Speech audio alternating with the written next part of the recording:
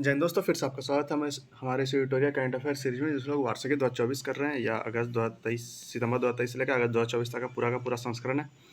और हम लोगों ने पहले ही 6 वीडियो लेक्चर बना चुके हैं इस पूरे किताब पे। तो अगर आप लोगों ने पहले एक वीडियो लेक्चर नहीं देखे तो प्लेलिस्ट में चेक कीजिए, आपको सारा का सारा वीडियो मिल जाएगा। और अभी हम लोग 8वां चैप्टर कर रहे हैं, 8वां चैप्टर के लास्ट सेक्शन पे हैं। तो इसे हम लोग आज शायद ख़त्म करके 9वां चैप्टर में घुस जाएँ। ठीक है, तो अगर आप लोगों ने पहले के नहीं देखे हैं वीडियोस तो आप लोग इसे प्लेलिस्ट में जरूर चेक कीजिएगा। और आपसे बस यही अनुरोध है कि अगर आप लोग हमारे चैनल पर नए हैं और अभी तक हमारे चैनल को सब्सक्राइब नहीं किया तो प्लीज़ प्लीज़ प्लीज़ इसे सब्सक्राइब करके हमें सपोर्ट करें, क्योंकि आपके सपोर्ट की हमें बहुत आवश्यकता पड़ती है। और इसी से हम प्रोत्साहित होकर और अच्छे वीडियो आपके लिए बनाकर लाते हैं। और इस वीडियो को ज़्यादा से ज़्यादा शेयर करें उन लोगों तक जो इस बार का 70th बीपीएससी देने वाले हैं, क्योंकि बीपीएससी एग्जाम में करंट अफेयर की बहुत अहम भूमिका रहती है और करंट अफेयर की तैयारी बहुत अच्छे से करनी होती है। तो उन लोगों तक इस वीडियो को जरूर पहुंचाएंगे ताकि उन्हें भी इस वीडियो का पूरा लाभ मिल सके और वो भी इससे प्रोत्साहित होकर और अच्छा प्रदर्शन कर सकें। और कमेंट बॉक्स आप लोग जरूर बताएगा आपको हमारी ये पहल कैसी लगी और आप इसे कितने लाभान्वित हो रहे हैं। आइए शुरू करते हैं आज का हमारा टॉपिक, जहां हम लोगों ने पिछले वीडियो लेक्चर में छोड़ा था। शुरू करने से पहले फिर से आपसे यह अनुरोध रहेगा कि अगर आप लोग हमारे चैनल पर नए हैं और अभी तक हमारे चैनल को सब्सक्राइब नहीं किया तो प्लीज़ प्लीज़ प्लीज़ इसे सब्सक्राइब करके हमें सपोर्ट करें। और हम लोगों ने पहले ही घटना चक्र बहुत सारे वीडियो बनाए हुए, बहुत सारे हिस्ट्री के, पॉलिटी, इकोनॉमिक, ज्योग्राफी, लगभग सारे सेक्शन बनाए हुए। तो अगर आप लोग घटना चक्र का भी सीरीज देखना चाहते हैं तो उसे प्लेलिस्ट में जाकर देखिए, वहाँ भी आराम से मिल जाएगा और उसकी भी तैयारी आप लोग अच्छे से कर सकते हैं। आज का हमारा टॉपिक यहाँ से शुरू होगा, पीएम जनमन योजना। तो इसका स्रोत है आई और पीआईबी। प्रधानमंत्री जनजाति आवास आदिवासी न्याय महाअभियान 15 नवंबर 2023 जनजाति गौरव दिवस पर शुरू किया गया। यह योजना 9 मंत्रालयों के माध्यम से 11 महत्वपूर्ण कार्यों पर ध्यान केंद्रित करता है। अवधि इसका 2023-24 से लेकर 2025-26 तक। कुल परिव्यय कितना है तो 24,104 करोड़। उद्देश्य क्या है तो विशेष रूप से कमजोर जनजाति समूहों पीवीटीजी की सामाजिक आर्थिक स्थितियों में सुधार करना। योजना इस पर केंद्रित है, किस पे तो पक्के मकानों का प्रावधान, मोबाइल टावरों की स्थापना, पाइप से जल आपूर्ति, बहुउद्देशीय केंद्रों का निर्माण, संपर्क सड़कें और दवा के साथ मोबाइल मेडिकल इकाइयाँ, छात्रावासियों का निर्माण, व्यावसायिक शिक्षा और कौशल को बढ़ावा देना, 0.3 किलोवाट सौर ऑफ ग्रिड प्रणाली का प्रावधान। फिर से देखते हैं पीएम जनमन योजना क्या है। तो प्रधानमंत्री जनजाति आवास आदिवासी न्याय महाअभियान 15 नवंबर 2023 जनजाति गौरव दिवस पर शुरू किया गया। यह योजना 9 मंत्रालय के माध्यम से 11 महत्वपूर्ण कार्यों पर ध्यान केंद्रित करता है। अवधि इसका है 2023-24 से लेकर 2025-26 तक। कुल परिव्यय कितना है तो 24,104 करोड़। उद्देश्य क्या है तो विशेष रूप से कमजोर जनजाति समूहों पीवीटीजी की सामाजिक आर्थिक स्थिति में सुधार करना। योजना इस पर केंद्रित है, किस पर तो पक्के मकानों का प्रावधान, मोबाइल टावरों की स्थापना, पाइप से जल आपूर्ति, बहुउद्देशीय केंद्रों का निर्माण, संपर्क सड़कें, दवा के साथ मोबाइल मेडिकल इकाइयाँ, छात्रावासों का निर्माण, व्यावसायिक शिक्षा और कौशल को बढ़ावा देना, 0.3 किलोवाट सौर ऑफ ग्रिड प्रणाली की प्रावधान। अगला वन संरक्षण संशोधन अधिनियम 2023 क्या है तो 12 दिसंबर 1996 को यह उससे पहले वन उपयोग से गैर वन में परिवर्तित भूमि पर लागू नहीं है। अधिनियम के तहत निम्नलिखित छूट दिए गए। पहला है रेल लाइन या सार्वजनिक सड़क के किनारे वन भूमि। बी है अंतर्राष्ट्रीय सीमाओं के साथ 100 किलोमीटर के भीतर स्थित भूमि। सी है गतिविधियां जैसे चिड़ियाघर, सफारी, इको पर्यटन, सिल्वीकल्चर, केंद्र सड़क द्वारा निर्देशित कोई अन्य उद्देश्य। डी है वामपंथी उपग्रह प्रभावित जिलों में सार्वजनिक उपयोगिता परियोजना के लिए 5 हेक्टेयर तक वन भूमि प्रस्तावित है। नोट में क्या है तो यह अधिनियम वन संरक्षण अधिनियम 1980 में संशोधित किया गया है। फिर से देखते हैं वन संरक्षण संशोधन अधिनियम 2023 क्या तो 12 दिसंबर 1996 को या उससे पहले वन उपयोग से गैर वन में परिवर्तित भूमि पर लागू नहीं है। अधिनियम के तहत निम्नलिखित छूट कौन कौन सा है तो रेल लाइन या सार्वजनिक सड़क के किनारे वन भूमि, अंतर्राष्ट्रीय सीमाओं के साथ 100 किलोमीटर के भीतर स्थित भूमि, गतिविधियां जैसे चिड़ियाघर, सफारी, इको पर्यटन, सिल्वीकल्चर और केंद्र सड़क द्वारा निर्दिष्ट कोई अन्य उद्देश्य। डी में है वामपंथी उपग्रह प्रभावित जिलों में सार्वजनिक उपयोगिता परियोजनाओं के लिए 5 हेक्टेयर तक वन भूमि प्रस्तावित है। नोट में क्या है तो यह अधिनियम वन संरक्षण अधिनियम 1980 में संशोधित किया गया था। अगला है बिहार में जाति आधारित जनगणना। स्रोत इसका क्या है ऑफिशियल सर्वे डॉक्यूमेंट। तो बिहार सरकार ने 2 अक्टूबर 2023 को जाति आधारित जनगणना रिपोर्ट जारी की। इस जनगणना के अनुसार बिहार की जनसंख्या 13.07 करोड़ है। सर्वेक्षण के अनुसार अत्यंत पिछड़ा वर्ग एबीसी 36.01%, पिछड़ा वर्ग बीसी 27.12%, अनुसूचित जाति 19.65% और अनुसूचित जनजाति 1.68% और सामान्य वर्ग 15.52% है। बिहार सरकार ने कहा है कि यह पूर्ण पैमाना पर जनगणना नहीं बल्कि एक सामाजिक सर्वेक्षण है। अनुच्छेद 246 के तहत जनगणना एक संघ का विषय है। पृष्ठभूमि क्या है तो आखिरी बार SECC के रूप में जाति जनगणना 1931 में आयोजित की गई थी। आज़ादी के बाद 2021 में सामाजिक आर्थिक जाति जनगणना हुई, लेकिन जातिगत आंकड़े जारी नहीं किए गए। नोट में क्या है तो पहला, दूसरा पिछड़ा वर्ग आयोग मंडल आयोग 1979 में गठित, 1980 में प्रस्तावित, प्रतिवेदित, समर्पित तथा 1990 में इसे लागू किया गया, ने अनुमान लगाया कि OBC आबादी 52% है। फिर अगला है, इसी के आधार मानते हुए बिहार सरकार ने सरकारी नौकरी और शिक्षा संस्थान में 65% सीट आरक्षित किए थे, जो पहले 50% था, लेकिन पटना उच्च न्यायालय ने 20 जून 2024 को इसे रद्द कर दिया और 29 जुलाई को सर्वोच्च न्यायालय ने इस निर्णय पर रोक लगा दिया। जाति और आबादी प्रतिशत देखते हैं तो यादव 14.26, रविदास 5.2, कोयरी 4.2, ब्राह्मण 3.65, राजपूत 3.45, मुसहर 3.08, भूमिहार 2.86, कुर्मी 2.8, मलाह 2.60, बनिया 2.31 और कायस्थ 0.60। फिर से देखते बिहार जनगणना। बिहार में जाति आधारित जनगणना क्या है तो बिहार सरकार ने 2 अक्टूबर 2023 को जाति आधारित गणना रिपोर्ट जारी की। इस गणना के अनुसार बिहार की जनसंख्या 13.07 करोड़ है। सर्वोच्च सर्वेक्षण के अनुसार अत्यंत पिछड़ा वर्ग EBC 36.01, पिछड़ा वर्ग BC 27.12, अनुसूचित जाति 19.65% और अनुसूचित जनजाति 1.68% और सामान्य वर्ग 15.52% है। बिहार सरकार ने कहा है कि यह पूर्ण पैमाने पर जनगणना नहीं बल्कि एक सामाजिक सर्वेक्षण है। अनुच्छेद 246 के तहत जनगणना एक संघ का विषय है। पृष्ठभूमि क्या है तो आखिरी बार SECC के रूप में जाति जनगणना 1931 में आयोजित की गई थी। आज़ादी के बाद 2011 में सामाजिक आर्थिक जाति जनगणना हुई, लेकिन जातिगत आंकड़े जारी नहीं किए गए। दूसरा पिछड़ा वर्ग आयोग मंडल आयोग 1979 में गठित और 1980 में प्रतिवेदन समर्पित तथा 1990 में इसे लागू किया गया कि अनुमान लगाया कि OBC आबादी 52% है। इसी के आधार पर मानते हुए बिहार सरकार ने सरकारी नौकरी और शिक्षा संस्थान में 65% सीट आरक्षित किया था, जो पहले 50% था, लेकिन पटना उच्च न्यायालय ने 20 जून 2024 को इसको रद्द कर दिया और 29 जुलाई को सर्वोच्च न्यायालय ने इस निर्णय पर रोक लगा दिया। जाति और आबादी देख लेते हैं तो यादव 14.26, रविदास 5.2, कोयरी 4.2, ब्राह्मण 3.65, राजपूत 3.45, मुसहर 3.08, भूमिहार 2.86, कुर्मी 2.8, मल्लाह 2.60, बनिया 2.31, कायस्थ 0.60। अगला नारी शक्ति वंदन अभियान 2023, यह 106वां संवैधानिक संशोधन अधिनियम 2023 है, जिसकी यह 128वीं संविधान संशोधन बिल था। विधेयक के उद्देश्य क्या हैं तो यह लोकसभा, राज्य विधानसभा और दिल्ली विधानसभा में महिलाओं के लिए 33% आरक्षण अनिवार्य करता है। यह मौजूदा SC और ST आरक्षण के भीतर महिलाओं के लिए 1/3 सीटों भी आरक्षित करती है। सीटें चक्रानुक्रम आधार पर आरक्षित की जाएगी। आरक्षण 15 वर्ष के लिए प्रदान किया जाएगा। इसके पश्चात संसद द्वारा निर्मित विधि के माध्यम से इसे जारी रखा जा सकता है। नोट में क्या है तो अनुच्छेद 330A और 332A को जोड़ा गया है। अनुच्छेद 170 क्लॉज 3 और 82 में संशोधन किया जाएगा।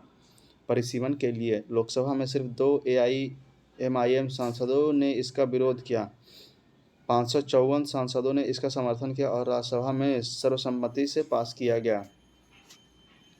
फिर से देखते हैं नारी शक्ति वंदन अधिनियम 2023। सोर्स इसका क्या है तो PIB था।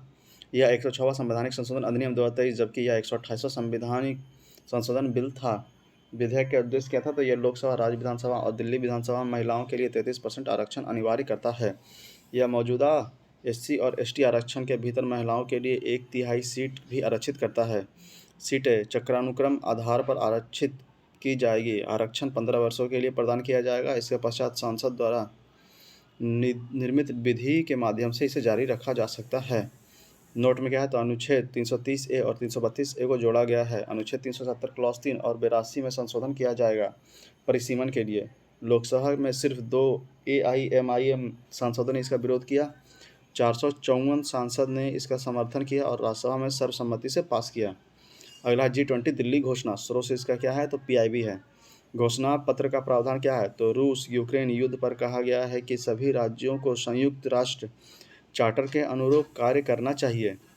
क्रिप्टो एसेट्स नियामक ढांचे के लिए संयुक्त रोडमैप। महिला सशक्तिकरण पर कार्य समूह का निर्माण। ग्लोबल डिजिटल पब्लिक इंफ्रास्ट्रक्चर की स्थापना। 2030 तक 3 गुना नवीकरणीय ऊर्जा क्षमता। G20 में पहली बार UNGA 75/1 UNSC सुधार पर समझौता। अफ्रीकी संघ सम्मिलित विश्व जैन ईंधन गठबंधन ISA के साथ ग्रीन हाइड्रोजन इनोवेशन सेंटर की स्थापना की जाएगी। नोट में क्या है तो G20 की स्थापना 1999 में एशियाई वित्तीय संकट के बाद हुई थी। फिर से देखते हैं G20 दिल्ली घोषणा, सोर्सेज का क्या है PIB है। तो घोषणा पत्र में प्रावधान। रूस यूक्रेन युद्ध में कहा गया है कि सभी राज्यों को संयुक्त राष्ट्र चार्टर के अनुरूप कार्य करना चाहिए। क्रिप्टो एजेंट्स नियामक ढांचे के लिए संयुक्त रोडमैप। महिला सशक्तिकरण पर कार्य समूह का निर्माण। ग्लोबल डिजिटल पब्लिक इंफ्रास्ट्रक्चर की स्थापना। 2030 तक 3 गुना नवीकरणीय ऊर्जा क्षमता। G20 में पहली बार UNGA 75/1 UNSC सुधार पर समझौता। अफ्रीका संघ सम्मिलित वैश्विक जैव ईंधन गठबंधन ISA के साथ ग्रीन हाइड्रोजन इनोवेशन सेंटर की स्थापना की जाएगी। नोट G20 की स्थापना 1999 में एशियाई वित्तीय संकट के बाद हुई थी। अगला PM विश्वकर्मा योजना, सोर्सेज का क्या है PIB है। तो 17 सितंबर को विश्वकर्मा जयंती के अवसर पर प्रधानमंत्री ने पारंपरिक शिल्प और कुशल कौशल में लगे श्रमिकों को सरकारी सहायता देने के लिए नई दिल्ली में PM विश्वकर्मा योजना शुरू की। नोडल एजेंसी क्या है तो सूक्ष्म लघु और मध्यम उद्यम मंत्रालय है। अवधि क्या है तो वित्त वर्ष 2023-24 से वित्त वर्ष 2027-28 तक। अब तक प्रारंभिक परिव्यय 13,000 करोड़ है और इसमें 18 पारंपरिक क्षेत्र शामिल हैं। उद्देश्य क्या है तो कौशल उन्नयन,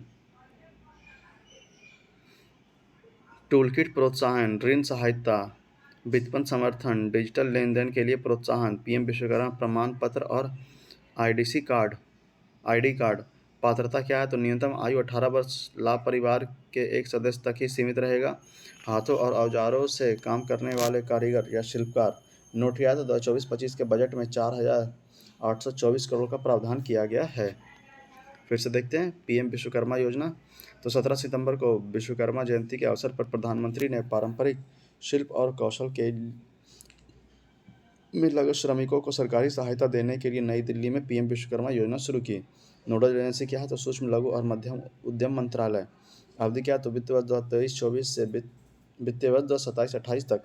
अब तक प्रारंभिक परिव्यय क्या है तो 18,000 करोड़ है और इसमें 18 पारंपरिक क्षेत्र शामिल हैं। उद्देश्य क्या है तो कौशल उन्नयन, टूलकिट प्रोत्साहन, ऋण सहायता, वित्तपोषण समर्थन, डिजिटल लेन देन के लिए प्रोत्साहन, PM विश्वकर्मा प्रमाण पत्र और ID कार्ड। पात्रता क्या है तो न्यूनतम आयु 18 वर्ष, लाभ परिवार का एक सदस्य तक ही सीमित रहेगा और हाथों और औजारों से काम करने वाले कारीगर शिल्पकार। नोट में क्या है तो 2024-25 के बजट में 4,824 करोड़ का प्रावधान किया गया है।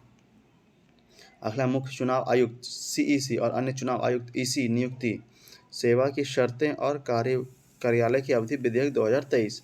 प्रावधान क्या है तो यह चुनाव आयुक्त की सेवाओं और की शर्तों और व्यय का संचालन अधिनियम 1991 की जगह लेगा। CIC और EC की नियुक्ति चयन समिति, प्रधानमंत्री लोकसभा में विपक्ष के नेता और प्रधानमंत्री द्वारा निर्मित एक केंद्रीय कैबिनेट मंत्री की सिफारिश पर राष्ट्रपति द्वारा किया जाएगा। कैबिनेट सचिव की अध्यक्षता वाली एक खोज समिति चयन समिति को नामों का एक पैनल प्रस्तावित करेगी। CEC और EC के वेतन और सेवा शर्तें कैबिनेट सचिव के बराबर होगी। पहले यह सुप्रीम कोर्ट के न्यायाधीश के बराबर थी। नोट में क्या है तो इससे पहले अनूप बर्नवाल बनाम UOI मामले में सुप्रीम कोर्ट ने घोषणा की थी कि राष्ट्रपति EC और CEC को नियुक्ति सलाह समिति के परामर्श के तहत करेगी, जिसे प्रधानमंत्री, लोकसभा के विपक्ष के नेता और भारत के मुख्य न्यायाधीश शामिल रहेंगे। फिर से देखते हैं मुख्य चुनाव आयुक्त CEC और अन्य चुनाव आयुक्त EC नियुक्ति, सेवा की शर्तें और कार्यालय की अवधि विधेयक 2023। प्रावधान क्या है तो यह चुनाव आयुक्त की सेवाओं की शर्तों और व्यवसाय का संचालन अधिनियम 1991 की जगह लेंगे। CEC और EC की नियुक्ति चयन समिति, प्रधानमंत्री लोकसभा में विपक्ष का नेता और प्रधानमंत्री द्वारा नामित एक केंद्रीय कैबिनेट मंत्री की सिफारिश पर राष्ट्रपति द्वारा की जाएगी। कैबिनेट सचिव की अध्यक्षता वाली एक खोज समिति चयन समिति को नामों का एक पैनल प्रस्तावित करेगी। सीईसी और ईसी का वेतन और शर्तें कैबिनेट सचिव के बराबर होगी। पहले यह सुप्रीम कोर्ट के न्यायाधीश के बराबर थी। इससे पहले अनूप बर्नवाल बनाम यूओआई मामले में सुप्रीम कोर्ट ने घोषणा की थी कि राष्ट्रपति ईसी और सीईसी को नियुक्ति सलाह समिति के परामर्श के तहत करेगी, जिसे प्रधानमंत्री, लोकसभा में विपक्ष के नेता और भारत के मुख्य न्यायाधीश शामिल रहेंगे। कंपनी की श्रेणियां। सोर्स इसका क्या है? Ministry of heavy industries. Company की 3 अलग अलग श्रेणियां केंद्रीय सार्वजनिक क्षेत्र उद्यम है, अर्थात महारत्न, नवरत्न और मिनी रत्न। 13 महारत्न कंपनी और 13 महारत्न ऑयल इंडिया लिमिटेड हैं। अगस्त 2024 में भारत ने 21 नवरत्न कंपनियां हैं और 21वीं नवरत्न मझगांव डॉक शिपयार्ड लिमिटेड है। 20वां है इरडा। महारत्न के मानदंड क्या क्या है? तो नवरत्न का दर्जा प्राप्त हो, भारतीय स्टॉक एक्सचेंज पर सूचीबद्ध हो, 3 साल का औसत सालाना टर्नओवर 25,000 करोड़ होना चाहिए, 3 साल के लिए औसत वार्षिक नेटवर्क निवल मूल्य 15,000 करोड़ होना चाहिए, कर पश्चात औसत वार्षिक शुद्ध लाभ 5,000 करोड़ से अधिक हो, महत्वपूर्ण वैश्विक उपस्थिति होना चाहिए। नवरत्न के लिए मानदंड क्या है? तो मिनी रत्न 1 अनुसूची ए का दर्जा प्राप्त हो, पिछले 5 वर्षों में से 3 वर्षों की रेटिंग अच्छी या उत्कृष्ट हो, 6 प्रदर्शन संकेतकों पर यस 60 या उससे अधिक का समग्र स्कोर हो। फिर से देखते हैं कंपनियों की श्रेणी को। तो कंपनी की 3 अलग अलग श्रेणियां केंद्रीय सार्वजनिक क्षेत्र उद्यम है, अर्थात महारत्न, नवरत्न और मिनी रत्न। 13 महारत्न कंपनी हैं और 13 महारत्न ऑयल इंडिया लिमिटेड हैं। अगस्त 2024 तक भारत में 21 नवरत्न कंपनियां और 21वां नवरत्न मझगांव डॉकयार्ड शिप लिमिटेड है। 20वां था इरडा।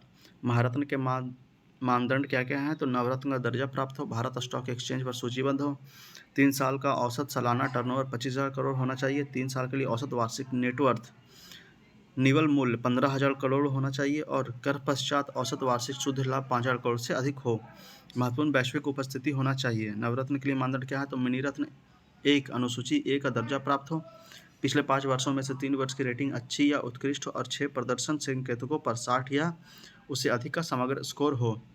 अगला न्यूनतम समर्थन मूल्य एमएसपी। सोर्स इसका क्या है? Indian express. तो सबसे पहले 1966-67 में केंद्र सरकार द्वारा पेश किया गया। बुआई और की शुरुआत में कृषि लागत और मूल्य आयोग CSCP की सिफारिशों पर आर्थिक मामलों की कैबिनेट समिति द्वारा MSP का वाणिज्यीकरण किया गया। 22 अनिवार्य फसलों के लिए MSP और गन्ने के लिए उचित मूल्य की घोषणा की गई। MSP से जुड़े कुछ शर्तें क्या हैं?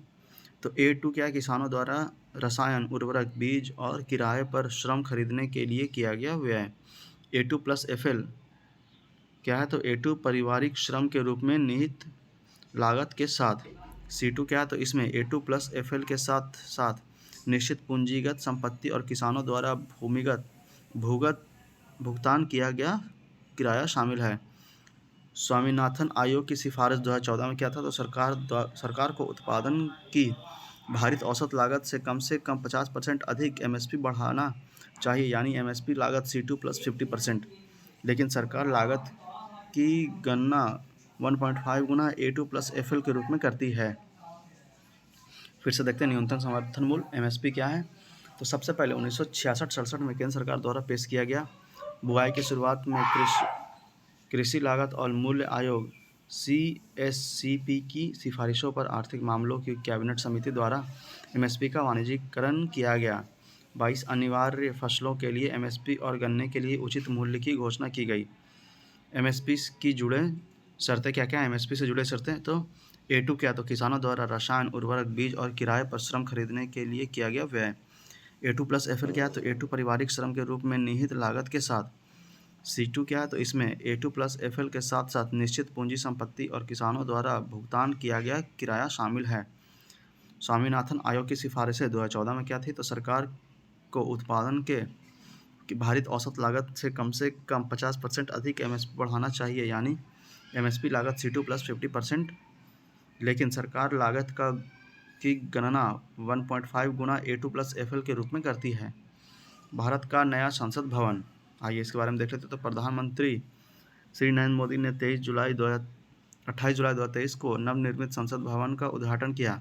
10 दिसंबर 2020 को इस नए संसद भवन की आधारशिला प्रधानमंत्री मोदी ने रखी थी। नए संसद भवन के उद्घाटन के अवसर पर 75 रुपये का सिक्का लॉन्च किया गया। भारत की सेंट्रल विस्टा पुनर्विकास परियोजना के हिस्से के रूप में नई दिल्ली में नए संसद भवन का निर्माण किया गया। आर्किटेक्ट बिमल पटेल द्वारा डिज़ाइन किया गया नए संसद भवन का निर्माण टाटा प्रोजेक्ट्स लिमिटेड द्वारा किया गया। नए संसद भवन की विशेषता क्या क्या है? तो इसका आकार त्रिकोणीय है। नए संसद भवन में 6 द्वार, गज द्वार, अशोक द्वार, शार्दुला द्वार, हमसा द्वार, गरुड़ द्वार और मरक द्वार है। संसद भवन में राजस्थान से लिए गए ग्रेनाइट और बलुआ पत्थर का प्रयोग किया गया है। संसद भवन की छत पर राष्ट्रीय प्रतीक का निर्माण किया गया है। राष्ट्रीय प्रतीक कांस्य से बना है और इसका कुल वजन 9,500 किलोग्राम है तथा इसकी ऊंचाई 6.5 मीटर है। नए संसद भवन में लोकसभा कक्ष में 888 और राज्यसभा कक्ष में 384 प्रतिनिधियों की बैठने की व्यवस्था है। अब कुल मिलाकर 1272 सीट हो गए हैं। प्रधानमंत्री नरेंद्र मोदी ने संसद में नंदी के साथ पवित्र सेंगोल की स्थापना की। सेंगोल को हिंदी में राजदंड कहा जाता है और इसका इस्तेमाल चोल साम्राज्य में होता आ रहा है। सेंगोल सत्ता हस्तांतरण की पहचान रहा है और तमिल संस्कृति की शान रहा है। यह राजदंड 5 फीट लंबा है और इसके शीर्ष पर नंदी बैल है जो न्याय का प्रतीक है। लोकसभा का आंतरिक हिस्सा राष्ट्रीय पक्षी मोर पर आधारित है, वहीं राज्यसभा का आंतरिक हिस्सा राष्ट्रीय फूल कमल पर आधारित है। संसद परिसर में राष्ट्रीय वृक्ष बरगद है। आइए फिर से देखते हैं भारत का नया संसद भवन। प्रधानमंत्री नरेंद्र मोदी ने 28 मई 2023 को नवनिर्मित संसद भवन का उद्घाटन किया। 10 दिसंबर 2023 को इस नए संसद भवन की आधारशिला प्रधानमंत्री नरेंद्र मोदी ने रखी थी। नए संसद भवन का उद्घाटन के अवसर पर 75 रुपये का सिक्का लॉन्च किया गया। भारत की सेंट्रल विस्टा पुनर्वास परियोजना का हिस्सा के रूप में नई दिल्ली में नए संसद भवन का निर्माण किया गया। आर्किटेक्ट बिमल पटेल द्वारा डिज़ाइन किए गए नए संसद भवन का निर्माण टाटा प्रोजेक्ट लिमिटेड द्वारा किया गया। नए संसद भवन की विशेषता क्या है? तो इसका आकार त्रिकोणीय है। नए संसद भवन में 6 गज द्वार, अश्वेत द्वार, शार्दुला द्वार, हमसा द्वार, गरुड़ द्वार और मरक द्वार है। संसद भवन में राजस्थान में लाए गए ग्रेनाइट और बलुआ पत्थर का प्रयोग किया गया है। संसद भवन की छत पर राष्ट्रीय प्रतीक का निर्माण किया गया है। राष्ट्रीय प्रतीक कांस्य का बना हुआ है। इसका कुल वजन 9,500 किलोग्राम है तथा इसकी ऊंचाई 6.5 मीटर है। नए संसद भवन में लोकसभा कक्ष में 888 और राज्यसभा कक्ष में 384 प्रतिनिधियों की बैठने की व्यवस्था है और कुल मिलाकर 1272 सीट हो गए हैं। प्रधानमंत्री नरेंद्र मोदी ने संसद में नंदी के साथ पवित्र सेंगोल की स्थापना की। सेंगोल को हिंदी में राजदंड कहा जाता है और इसका इस्तेमाल चोल साम्राज्य से होता आ रहा है। सेंगोल सत्ता हस्तांतरण की पहचान रहा है और तमिल संस्कृति की शान रहा है। यह राजदंड 5 फीट लंबा और इसका शीर्ष पर नंदी बैल है जो न्याय का प्रतीक है। लोकसभा का आंतरिक हिस्सा राष्ट्रीय पक्षी मोर और पर आधारित है, वहीं राज्यसभा का आंतरिक हिस्सा राष्ट्रीय फूल कमल पर आधारित है। संसद परिसर में राष्ट्रीय वृक्ष बरगद है। 2023 के लिए भारतीय अंतरिक्ष स्थिति आकलन रिपोर्ट ISSAR सोर्सेज का क्या है? तो ISRO website, ISRO steam fall sale and sustainable space operation management IS4OM द्वारा संकलित और 2 अप्रैल 2024 को इसरो द्वारा जारी किया गया। भारतीय परिदृश्य क्या है? तो भारतीय अंतरिक्ष युग की शुरुआत से लेकर अब तक 31 दिसंबर 2023 तक कुल 127 भारतीय उपग्रह प्रक्षेपित किए जा चुके हैं, जिसमें निजी ऑपरेटरों, शैक्षणिक संस्थानों के उपग्रह भी शामिल हैं। 31 दिसंबर 2023 तक भारत सरकार के स्वामित्व वाले परिचालन उपयोग उपग्रहों की संख्या LEO लो अर्थ ऑर्बिट में 22 और GEO जियो सिंक्रोनाइज अर्थ ऑर्बिट में 29 हैं। इसके अलावा 2023 के अंत तक 3 भारतीय अंतरिक्ष मिशन भी सक्रिय थे, अर्थात चंद्रयान 2 ऑर्बिटर, आदित्य 11 और चंद्रयान 3 का प्रोपल्शन मॉड्यूल। 2023 तक भारतीय प्रक्षेपणों से कुल 82 रॉकेट निकायों को कक्ष में स्थापित किया गया।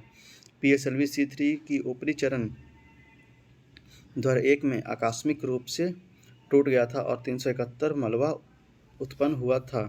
कुल 5 भारतीय उपग्रह, 46 विदेशी उपग्रह और 8 रॉकेट निकाय POEM-2 सहित अपनी इच्छित कक्षा में स्थापित किया गया। फिर से देखते हैं 2023 के लिए भारतीय अंतरिक्ष स्थिति आकलन रिपोर्ट ISSAR।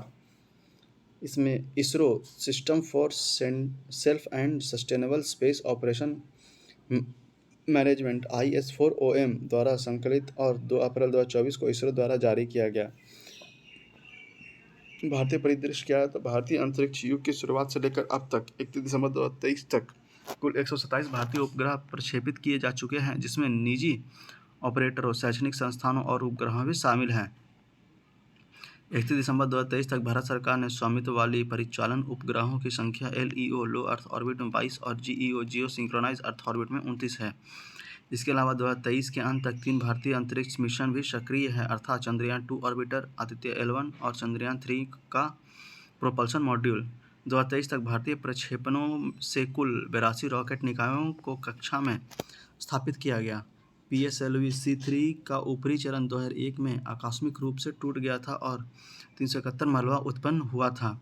कुल 5 भारतीय उपग्रह, 46 विदेशी उपग्रह और 8 रॉकेट निकाय POEM-2 सहित अपनी इच्छित कक्षाओं में स्थापित किया गया।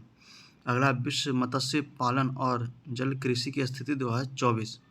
सोर्सेज का क्या है, तो UNFAO विश्व मत्स्य पालन और जल कृषि की स्थिति 2024 रिपोर्ट खाद्य और कृषि संगठन FAO द्वारा जारी की गई। यह वैश्विक मत्स्य पालन और जलीय कृषि की स्थिति, प्रवृत्ति और अनुमानों का विश्लेषण करती है। विश्व कुल मत्स्य पालन और जलीय कृषि उत्पादन 2022 में 223.2 मिलियन टन के सर्वकालीन रिकॉर्ड तक पहुंचाया गया। एशिया देशों ने 70% जलीय जानवरों का उत्पादन किया। इसके बाद यूरोप और लैटिन अमेरिका के देशों का स्थान रहा। मुख्य जलीय पशु उत्पादन देश चीन 36%, भारत 8% और इंडोनेशिया। भारत की स्थिति क्या है, तो भारत दुनिया का तीसरा सबसे बड़ा मछली उत्पादक और चीन के बाद दूसरा सबसे बड़ा जलीय कृषि उत्पादक है। भारत ने वित्तीय वर्ष 2022-23 में 175.45 लाख टन का रिकॉर्ड मछली उत्पादन हासिल किया, जो वैश्विक उत्पादन का 8% है। यह देश के सकल मूल्यवर्धन GVA में लगभग 1.09% की कृषि GVA में 6.724% से अधिक का योगदान देता है। यह क्षेत्र देश में 28 मिलियन से अधिक लोगों की आजीविका का साधन है। फिर से देखते हैं, तो विश्व मत्स्य पालन और जलीय कृषि की स्थिति 2024। सोर्स इसका क्या है, तो UNFAO विश्व मत्स्य पालन और जलीय कृषि की स्थिति 2024 रिपोर्ट खाद्यान्न और कृषि संगठन FAO द्वारा जारी की गई। यह वैश्विक मत्स्य पालन और जलीय कृषि की स्थिति, प्रवृत्तियों और अनुमानों का विश्लेषण करती है। विश्व में कुल मत्स्य पालन और जलीय कृषि उत्पादन 2022 में 232.2 मिलियन टन के सर्वकालिक रिकॉर्ड पर पहुंच गया। एशिया देशों में 70% जलीय जानवरों का उत्पादन किया। इसके बाद यूरोप और लैटिन अमेरिका के देश का स्थान है। मुख्य जलीय पशु उत्पादन देश कौन है, तो चीन 36%, फिर भारत 8%, फिर इंडोनेशिया। भारत में स्थिति क्या है, तो भारत दुनिया का तीसरा सबसे बड़ा मछली उत्पादक और चीन के बाद दूसरा सबसे बड़ा जलीय कृषि उत्पादक है।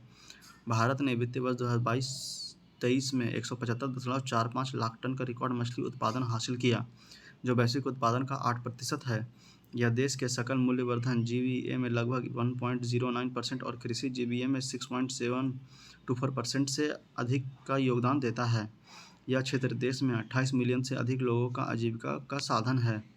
स्वच्छ सर्वेक्षण अवार्ड 2023 8वां संस्करण क्या है, तो जारी करता है इसका क्या है, तो केंद्रीय आवास और शहरी मंत्रालय। राष्ट्रपति द्रौपदी मुर्मू ने भारत मंडपम नई दिल्ली में स्वच्छता सर्वेक्षण पुरस्कार 2023 प्रदान किए। वर्ष 2023 सर्वेक्षण का विषय क्या है, तो अपशिष्ट से धन, वेस्ट टू वेल्थ। वर्ष 2024 सर्वेक्षण का विषय क्या है, तो कम करें, पुनः उपयोग करें और रिसाइकल करें, reduce, reuse and recycle. Report में सूरत ने इंदौर के साथ शीर्ष स्थान प्राप्त किया। इससे पहले इंदौर लगातार 6 वर्षों से अलग अलग शीर्ष स्थान प्राप्त कर रहा है, अकेले ही शीर्ष स्थान प्राप्त कर रहा है। रैंक क्या है, तो सबसे अच्छा शहर और सर्वश्रेष्ठ प्रदर्शन वाले राज्य। पहला है इंदौर मध्य प्रदेश, दूसरा है सूरत गुजरात और तीसरा है नवी मुंबई महाराष्ट्र। और सर्वश्रेष्ठ प्रदर्शन वाले शहर में कौन कौन सा है, तो पहला है महाराष्ट्र, फिर मध्य प्रदेश, फिर छत्तीसगढ़। फिर रैंक क्या है, सबसे कम स्वच्छ शहर, पहला कोलकाता पश्चिम बंगाल, फिर आसनसोल पश्चिम बंगाल, फिर हावड़ा पश्चिम बंगाल। वहीं सबसे कम स्वच्छ राज्य कौन कौन सा है, तो अरुणाचल प्रदेश है, मिजोरम है और राजस्थान है। 1 लाख से कम आबादी वाले शहर में महाराष्ट्र के सासवाड़ सबसे स्वच्छ शहर का पुरस्कार मिला। पर्यटन और लोनावला पाटन और लोनावला को क्रमशः दूसरा व तीसरा स्थान मिला। 1 लाख से कम आबादी वाले शहर में फास्टेस्ट मूवर सिटी का अवार्ड नौरोजाबाद मध्य प्रदेश को दिया गया। 1 लाख से अधिक आबादी वाले शहरों में फास्टेस्ट मूवर सिटी का अवार्ड पणजी गोवा को दिया गया। वाराणसी को 1 लाख से अधिक आबादी वाले शहरों में स्वच्छ गंगा शहर घोषित किया गया। दूसरा स्थान प्रयागराज का रहा। मध्य प्रदेश के महू छावनी बोर्ड सबसे स्वच्छ छावनी बोर्ड घोषित हुआ।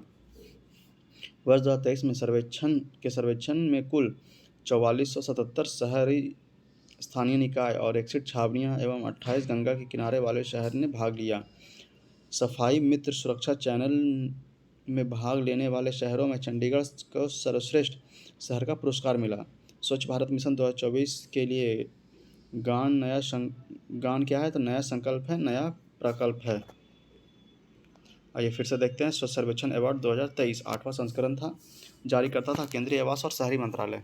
राष्ट्रपति द्रौपदी मुर्मू ने भारत मंडपम नई दिल्ली में स्वच्छ सर्वेक्षण पुरस्कार 2023 प्रदान किया। वर्ष 2023 सर्वेक्षण का विषय क्या है तो अपशिष्ट से धन, वेस्ट टू वेल्थ। वर्ष 2024 सर्वेक्षण का विषय क्या है तो कम करें, पुनर्उपयोग करें और रिसाइकिल करें, reduce, reuse and recycle. Report में सूरत ने इंदौर के साथ शीर्ष स्थान प्राप्त किया। इससे पहले इंदौर लगातार 6 वर्षों से अलग अलग शीर्ष स्थान पर अकेले शीर्ष स्थान प्राप्त किया था। रैंक देखते हैं तो सबसे स्वच्छ शहर पहला है इंदौर मध्य प्रदेश, दूसरा है सूरत गुजरात और तीसरा है नवी मुंबई महाराष्ट्र। वहीं सर्वश्रेष्ठ प्रदर्शन वाले राज्य कौन कौन सा है तो महाराष्ट्र, मध्य प्रदेश और छत्तीसगढ़। सबसे कम स्वच्छ शहर कौन सा है तो पहला है कोलकाता पश्चिम बंगाल, दूसरा आसनसोल पश्चिम बंगाल और तीसरा है हावड़ा पश्चिम बंगाल। वहीं सबसे कम स्वच्छ राज्य कौन सा है तो अरुणाचल प्रदेश है, मिजोरम है और राजस्थान है। 1 लाख से कम आबादी वाले शहरों में महाराष्ट्र के सासवाल सबसे स्वच्छ शहर का पुरस्कार मिला। पाटन और लोनावला को क्रमशः दूसरा और तीसरा स्थान मिला। 1 लाख से कम आबादी वाले शहरों में फास्टेस्ट मूवर सिटी का अवार्ड नौरोजाबाद मध्य प्रदेश को दिया गया। 1 लाख से अधिक आबादी वाले शहरों में फास्टेस्ट मूवर सिटी का अवार्ड पणजी गोवा को दिया गया। वाराणसी को 1 लाख से अधिक आबादी वाले शहरों में सर्वश्रेष्ठ गंगा शहर घोषित किया गया। दूसरा स्थान प्रयागराज का रहा। मध्य प्रदेश के महू छावनी बोर्ड सबसे स्वच्छ छावनी बोर्ड घोषित। वर्ष 2023 में सर्वेक्षण में कुल 4477 शहरी स्थानीय निकाय, 61 छावनियां एवं 88 गंगा के किनारे वाले शहर ने भाग लिया। सफाई मित्र सुरक्षा चैनल में भाग लेने वाले शहरों में चंडीगढ़ को स्वच्छ शहर का पुरस्कार मिला। स्वच्छ भारत मिशन 2024 के लिए गान क्या है तो नया संकल्प, नया परिकल्प। तो यह चैप्टर हमारा समाप्त हुआ। अगला चैप्टर है भारत के प्रमुख पदाधिकारी। स्मरणीय तथ्य है या 9वां चैप्टर है। आइए एक एक करके देख लेते हैं कौन कौन से अधिकारी कौन से पोस्ट पे हैं। तो कैबिनेट सचिव है टीवी स्वामीनाथन 30 अगस्त तक। कैबिनेट सचिव कौन है तो टीवी स्वामीनाथन 30 अगस्त तक। विदेश सचिव है विक्रम मिश्री। विदेश सचिव कौन है तो विक्रम मिश्री। गृह सचिव कौन है तो गोविंद मोहन। गृह सचिव कौन है गोविंद मोहन। रक्षा सचिव कौन है तो गिरिधर अरमने। 31 अक्टूबर से राजेश कुमार सिंह हो जाएंगे। रक्षा सचिव कौन है तो गिरिधर अरमाने 31 अक्टूबर से राजेश कुमार सिंह हो जाएंगे। राजस्व सचिव कौन है तो संजय मल्होत्रा। राजस्व सचिव कौन है संजय मल्होत्रा। प्रधानमंत्री के प्रधान सचिव कौन है तो प्रमोद कुमार मिश्रा। प्रधानमंत्री के प्रधान सचिव कौन है प्रमोद कुमार मिश्रा।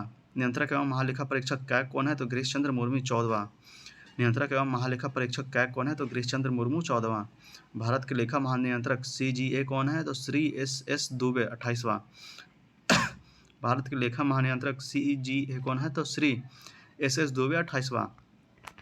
भारत के मुख्य सांख्यिकी विद कौन है तो GP सामंत। भारत के मुख्य सांख्यिकी विद कौन है तो GP Samant. Attorney general of India कौन है तो R वेंकट रमनी 16वां और KK वेणुगोपाल 15वां। अटॉर्नी जनरल ऑफ इंडिया कौन है तो R वेंकट रमनी 16वां और KK वेणुगोपाल 15वां। सॉलिसिटर जनरल ऑफ इंडिया कौन है तो तुषार मेहता पुनः। सॉलिसिटर जनरल ऑफ इंडिया कौन है तुषार मेहता पुनः। उच्च न्यायालय के मुख्य न्यायाधीश कौन है तो DY चंद्रचूड़ 50वां और उदय उमेश ललित 49वां। उच्चतम न्यायालय के मुख्य न्यायाधीश कौन है तो DY चंद्रचूड़ 50वां और उदय उमेश ललित 49वां। भारत के लोकपाल अध्यक्ष कौन है तो अजय माणिक राव खानविलकर। भारत के लोकपाल अध्यक्ष कौन है तो Ajay Manik Rao Khanwilkar. Chief of defence staff CDS कौन है तो Anil Chauhan. Chief of defence staff CDS कौन है तो अनिल चौहान। नौसेनाध्यक्ष कौन है तो दिनेश कुमार त्रिपाठी 26वें। नौसेनाध्यक्ष कौन है दिनेश कुमार त्रिपाठी 26वें। वायुसेनाध्यक्ष कौन है तो विवेक राम चौधरी 27वां। वायुसेनाध्यक्ष कौन है विवेक राम चौधरी 27वां। थल सेनाध्यक्ष कौन है तो उपेंद्र द्विवेदी 30वां। थल सेनाध्यक्ष कौन है? तो उपेंद्र द्विवेदी 30वां। भारत के मुख्य चुनाव आयुक्त कौन है? तो राजीव कुमार 25वें। अन्य सदस्य कौन है? तो ज्ञानेश कुमार और सुखवीर सिंह संधू। भारत के मुख्य चुनाव आयुक्त कौन है? तो राजीव कुमार 25वें और अन्य सदस्य कौन है? तो ज्ञानेश कुमार और सुखवीर सिंह संधू। भारत के मुख्य सूचना आयुक्त कौन है? तो हरिलाल समरिया 12वां। भारत के मुख्य सूचना आयुक्त कौन है? तो हरिलाल समरिया 12वां। राष्ट्रीय मानवाधिकार आयोग के अध्यक्ष कौन है? तो विजया भारती सियानी कार्यवाहक। राष्ट्रीय मानवाधिकार आयोग के अध्यक्ष कौन है? तो विजया भारती सियानी कार्यवाहक। राष्ट्रीय चिकित्सा आयोग के अध्यक्ष कौन है? तो डॉक्टर BN गंगाधर। राष्ट्रीय चिकित्सा आयोग के अध्यक्ष कौन है? तो डॉक्टर BN गंगाधर। केंद्रीय सतर्कता आयोग CBC के अध्यक्ष कौन है? तो प्रवीण कुमार श्रीवास्तव 19वां। केंद्रीय सतर्कता आयोग CBC के अध्यक्ष कौन है? तो प्रवीण कुमार श्रीवास्तव 19वां। भारतीय प्रतिस्पर्धा आयोग CCI के अध्यक्ष कौन है? तो रवनीत कौर। भारतीय प्रतिस्पर्धा आयोग CCI के अध्यक्ष कौन है? तो रवनीत कौर। UPSC के अध्यक्ष कौन है? तो प्रीति सूदन। UPSC के अध्यक्ष कौन है? प्रीति सूदन। CBSE के अध्यक्ष कौन है? तो राहुल सिंह। CBSE के अध्यक्ष कौन है? राहुल सिंह। NTA के महानिदेशक कौन है? तो प्रदीप सिंह खारोला। NTA के महानिदेशक कौन है? तो प्रदीप सिंह खारोला। SSC के अध्यक्ष कौन है? तो राकेश रंजन। SSC के अध्यक्ष कौन है? राकेश रंजन। 16 वित्त आयोग के अध्यक्ष कौन है? तो अरविंद पनगड़िया। 16 वित्त आयोग के अध्यक्ष कौन है? अरविंद पनगड़िया। 22वें वित्त आयोग के अध्यक्ष कौन है? तो जस्टिस ऋतु राज अवस्थी। 22वां वित्त आयोग के अध्यक्ष कौन है? तो जस्टिस ऋतु राज अवस्थी। विक्रम साराभाई अंतरिक्ष केंद्र डॉक्टर के निर्देशक कौन है? तो डॉक्टर S उन्नीकृष्ण नायर। विक्रम साराभाई अंतरिक्ष केंद्र के निर्देशक कौन है? तो डॉक्टर S उन्नीकृष्ण नायर। इसरो के अध्यक्ष कौन है? तो S सोमनाथ 10वें। इसरो के अध्यक्ष कौन है? तो S सोमनाथ 10वें। DRDO के अध्यक्ष कौन है? तो समीर V कामत। DRDO के अध्यक्ष कौन है? तो समीर V कामत। ICMR के महानिदेशक कौन है? तो राजीव बहल। ICMR के महानिदेशक कौन है? तो राजीव बहल। मुख्य वैज्ञानिक सलाहकार कौन है? तो अजय कुमार सूद। मुख्य वैज्ञानिक सलाहकार कौन है? अजय कुमार सूद। मुख्य आर्थिक सलाहकार कौन है? तो V अनंत नागेश्वर। मुख्य आर्थिक सलाहकार कौन है? B अनंत नागेश्वर। राष्ट्रीय सुरक्षा सलाहकार कौन है? तो अजित डोभाल 3री बार। राष्ट्रीय सुरक्षा सलाहकार कौन है? तो अजित डोभाल 3री बार। NSG महानिदेशक कौन है? तो अनीश दयाल सिंह। NSG महानिदेशक कौन है? तो अनीश दयाल सिंह। NIA महानिदेशक कौन है? तो सदानंद बसंत दाते। NSG महानिदेशक कौन है? तो सदानंद बसंत दाते। CBI प्रमुख कौन है? तो प्रवीण सूद। CBI प्रमुख कौन है? प्रवीण सूद। CBI के संयुक्त निदेशक कौन है? तो अनुराग कुमार। CBI के प्रमुख कौन है? तो प्रवीण सूद। CBI के संयुक्त निदेशक कौन है? तो अनुराग कुमार। IB प्रमुख कौन है? तो तपन कुमार डेका। IB प्रमुख कौन है? तपन कुमार डेका। ED महानिदेशक कौन है? तो राहुल नवीन। ED निर्देशक कौन है? तो राहुल नवीन। CRPF महानिदेशक कौन है? तो अनिल दयाल सिंह। CRPF महानिदेशक कौन है? अनिल दयाल सिंह। ITBP महानिदेशक कौन है? तो राहुल रसगोत्रा। ITBP महानिदेशक कौन है? तो राहुल रसगोत्रा। रॉ प्रमुख कौन है? तो रवि सिन्हा। रॉ प्रमुख कौन है? रवि सिन्हा। भारतीय रिजर्व बैंक के गवर्नर कौन है? शक्तिकांत दास 25वें। उप गवर्नर है स्वामीनाथन जानकीरमन, TR शंकर, M राजेश्वर राव और माइकल देवदत्त पात्रा। भारतीय रिजर्व बैंक के गवर्नर कौन है? तो शक्तिकांत दास 25वें। वहीं उप गवर्नर है स्वामीनाथन जानकीरमना, TR शंकर, M राजेश्वर राव और माइकल देवदत्त पात्रा। RBI के मुख्य वित्तीय अधिकारी कौन है? तो सुधा बालकृष्णन। RBI के मुख्य वित्तीय अधिकारी कौन है? सुधा बालकृष्णन। भारतीय स्टेट बैंक के अध्यक्ष कौन है? तो चल्ला श्रीनिवास सुलू शेट्टी। भारतीय स्टेट बैंक के अध्यक्ष कौन है? तो चल्ला श्रीनिवास सुलू शेट्टी। रेलवे बोर्ड के CEO एवं अध्यक्ष कौन है? तो जय वर्मा सिन्हा, प्रथम महिला अध्यक्ष। रेलवे बोर्ड के CEO एवं अध्यक्ष कौन है? तो जया वर्मा सिन्हा, प्रथम महिला अध्यक्ष। भारतीय विशिष्ट पहचान प्राधिकरण UIDAI के CEO कौन है? तो अमित अग्रवाल। भारतीय विशिष्ट पहचान प्राधिकरण UIDAI के CEO कौन है? तो अमित अग्रवाल। संसद टीवी के CEO कौन है? तो रजित पुनहिया। संसद टीवी के CEO कौन है? तो रजित पुनाहनी। नीति आयोग के CEO कौन है? तो BVR सुब्रमण्यम। नीति आयोग के CEO कौन है? तो BBR सुब्रमण्यम। नीति आयोग के उपाध्यक्ष कौन है? तो डॉक्टर सुमन के बेरी। नीति आयोग के उपाध्यक्ष कौन है? तो डॉक्टर सुमन के बेरी। भारत के राष्ट्रपति 15वें कौन है? द्रौपदी मुर्मू, उड़ीसा, दूसरी महिला तथा पहली आदिवासी राष्ट्रपति। भारत के राष्ट्रपति 15वां कौन है? तो द्रौपदी मुर्मू उड़ीसा से हैं, दूसरी महिला तथा पहली आदिवासी राष्ट्रपति। भारत के उपराष्ट्रपति कौन है? 14वें कौन है? तो जगदीप धनखड़, राजस्थान। भारत के उपराष्ट्रपति 14वें कौन है? तो जगदीप धनखड़, राजस्थान। 18वां लोकसभा अध्यक्ष कौन है? तो ओम बिरला। 18वां लोकसभा अध्यक्ष कौन है? ओम बिरला। 18 लोकसभा के प्रोटेम स्पीकर कौन है? तो भार्तृहरि महताब। 18वें लोकसभा के प्रोटेम स्पीकर कौन थे? तो भर्तृहरि महताब। 18 लोकसभा के विपक्ष के नेता कौन है? राहुल गांधी। 18 लोकसभा में विपक्ष के नेता कौन है? राहुल गांधी। राज्यसभा में सदन के नेता कौन है? तो जेपी नड्डा, गुजरात के राज्यसभा सांसद निर्वाचित। राज्यसभा में सदन के नेता कौन है? जेपी नड्डा, गुजरात के राज्यसभा सांसद निर्वाचित। राज्यसभा अध्यक्ष या सभापति कौन है? तो जगदीप धनखड़। राज्यसभा अध्यक्ष या सभापति कौन है? तो जगदीप धनखड़। राज्यसभा के उपसभापति हरिवंश नारायण सिंह। राज्यसभा के उपसभापति कौन है? तो हरिवंश नारायण सिंह। राज्यसभा के महासचिव कौन है? तो प्रमोद चंद्र मोदी, 13वां। राज्यसभा के महासचिव कौन है? तो प्रमोद चंद्र मोदी, 13वां। लोकसभा के महासचिव कौन है? तो उत्पल कुमार सिंह। लोकसभा के महासचिव कौन है? उत्पल कुमार सिंह। लोक लेखा समिति के अध्यक्ष कौन है? तो केसी वेणुगोपाल। लोक लेखा समिति के अध्यक्ष कौन है? केसी वेणुगोपाल। प्राक्कलन समिति के अध्यक्ष कौन है? तो संजय जायसवाल। प्राक्कलन समिति के अध्यक्ष कौन है? तो संजय जायसवाल। अगला है वर्ष 2023-24 की प्रमुख नियुक्तियां। तो आइए देख लेते हैं राष्ट्रीय नियुक्ति में कौन कौन से हैं। तो पहला है नंदकिशोर यादव, बिहार विधानसभा अध्यक्ष। नंदकिशोर यादव, बिहार विधानसभा अध्यक्ष। एनएस राजा सुब्रमण्यम, थल सेना के उप प्रमुख। एनएस राजा सुब्रमण्यम कौन है? तो थल सेना के उप प्रमुख। कृष्ण स्वामीनाथन, नौसेना के उप प्रमुख। कृष्ण स्वामीनाथन कौन है? तो नौसेना के उप प्रमुख। संजय भल्ला कौन है? तो भारतीय नौसेना के chief of person. Sanjay Bhalla कौन है? भारतीय नौसेना के chief of personal. Ravindra Kumar कौन है? तो एनटीपीसी के निर्देशक। रविंद्र कुमार कौन है? तो एनटीपीसी के निर्देशक। संजय कुमार मिश्रा कौन है? तो जीएसटी अपीलीय न्यायाधिकरण के पहले अध्यक्ष। संजय कुमार मिश्रा कौन है? तो जीएसटी अपीलीय न्यायाधिकरण के पहले अध्यक्ष। देवेंद्र झाझारिया कौन है? तो भारतीय पैरालंपिक समिति के नए अध्यक्ष। देवेंद्र झाझारिया कौन है? तो भारतीय पैरालंपिक समिति के नए अध्यक्ष। जयश्री दास वर्मा, फिक्की महिला संगठन के अध्यक्ष। जयश्री दास वर्मा कौन है? तो फिक्की महिला संगठन के अध्यक्ष।